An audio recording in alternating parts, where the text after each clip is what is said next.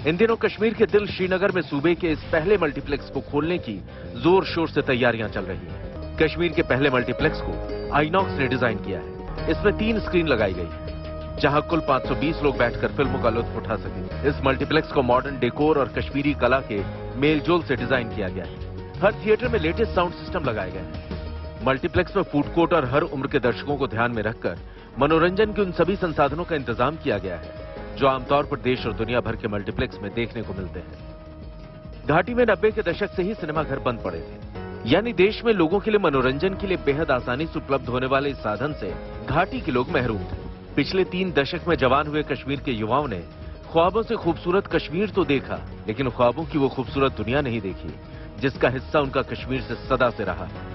लेकिन इस पहले मल्टीप्लेक्स के साथ कश्मीर का इंतजार अब खत्म होने जा रहा है। तभी तो कश्मीर के लोग इस मल्टीप्लेक्स के खुलने और सिनेमा की वापसी पर बेहद उत्साहित हैं। प्रभु राम हम सबके प्रेरणा स्रोत हैं। इस बार दिल्ली की रामलीला खास होने वाली है, क्योंकि दिल्ली की रामलीला में इस बार दिखेगी अयोध्या राम मंदिर की झलक। अयोध्या में बन रहे भव्य राम मंदिर की तर्ज पर रामलीला का मंच तैयार हो रहा है।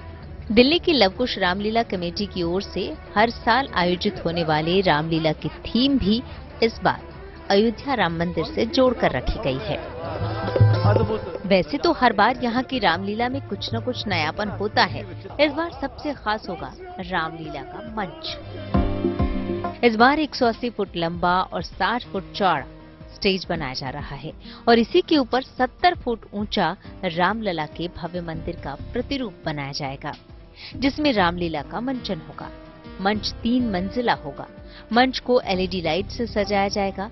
कलाकारों के प्रवेश और निकास के लिए 5 दरवाजे बनाए जाएंगे।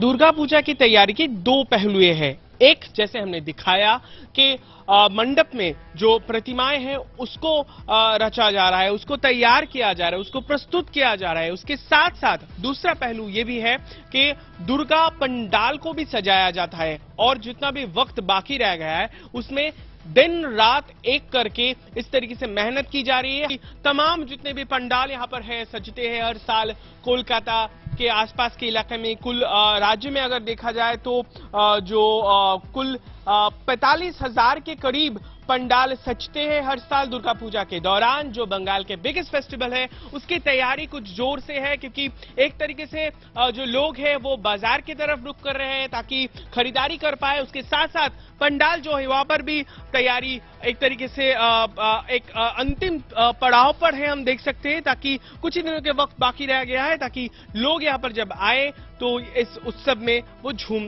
उठे और शरीक हो पाए। कैमरा पर्सन श्याम सुंदर घोष के साथ ऋतिक, GNT के लिए कोलकाता से।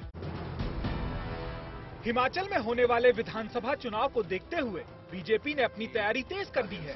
इसी कड़ी में उसने विजय डॉक्यूमेंट पोर्टल लॉन्च किया है। पोर्टल लॉन्चिंग के दौरान हिमाचल बीजेपी अध्यक्ष सुरेश कश्यप और विजन डॉक्यूमेंट के अध्यक्ष प्रोफेसर सिकंदर कुमार मौजूद रहे।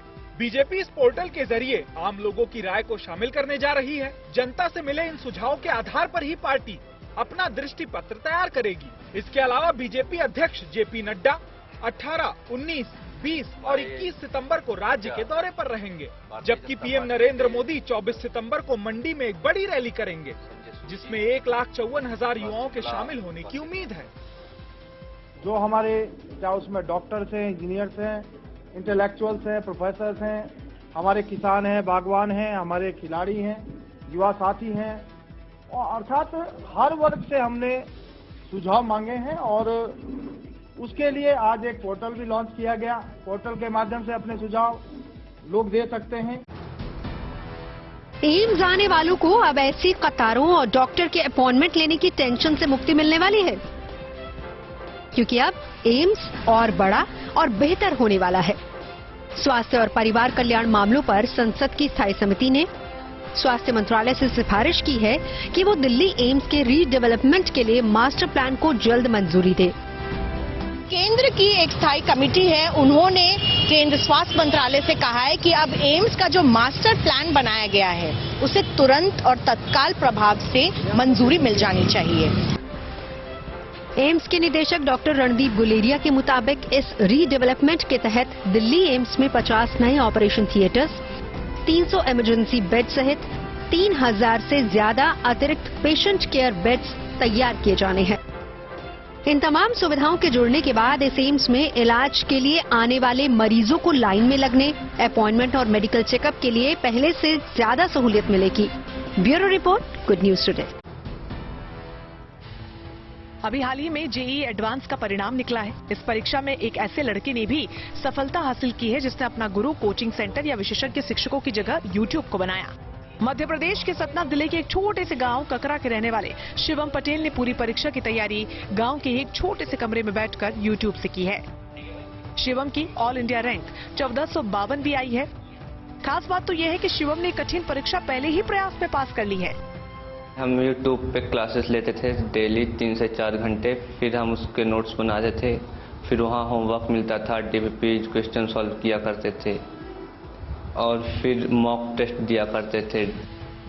शिवम बिना किसी कोचिंग सेंटर या ट्यूशन के हर दिन 10 से 11 घंटे पढ़ाई करता था और पढ़ाई के दौरान किसी भी तरह की शंका होने पर यूट्यूब से अपने डाउट्स क्लियर कर लेता था।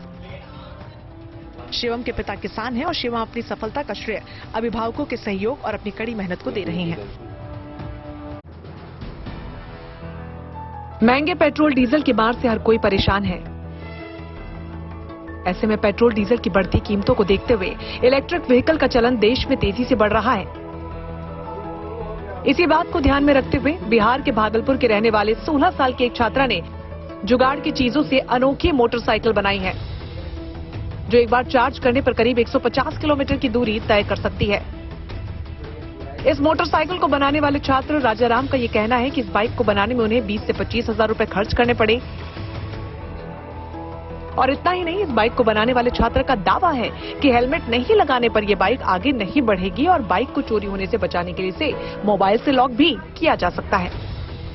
खूबी है जो कि अभी मार्केट में स्कूटी आया उसमें ऐसा खूबी नहीं है जो कि इसको अभी बनाने का प्रयास कर रहे हैं। इसमें भी अगर कोई एक बार मतलब कोई किसान खरीद दिया, कोई अगर खरीद दिया तो इसको कभी भी लाइफ टाइम के लिए चलाते रहेगा, मतलब चार्ज नहीं करना पड़ेगा इसको।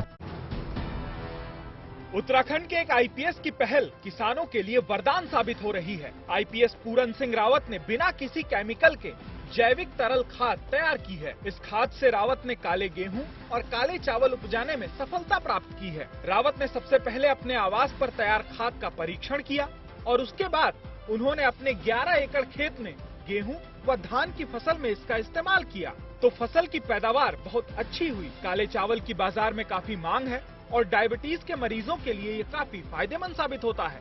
किसानों को मैं वेस्ट डिकम्पोजर का जो कल्चर है, मैं प्लास्टिक की बोतल्स में इसको तैयार करता हूँ। मैंने लिटरेचर तैयार कराया हुआ है और उत्तराखंड के लगभग सभी जिलों में मैं वेस्ट डिकम्पोजर हमने 2 ग्रुप बनाए हुए हैं व्हाट्सएप पे। रावत अब जैविक खाद बनाने की विधि स्थानीय किसानों को भी सिखा रहे हैं। जैविक खाद की ये वैरायटी न केवल किसानों के बीच तेजी से लोकप्रिय हो रही है बल्कि सैकड़ों किसानों ने इसका प्रयोग कर मुनाफा कमाना भी शुरू कर दिया है।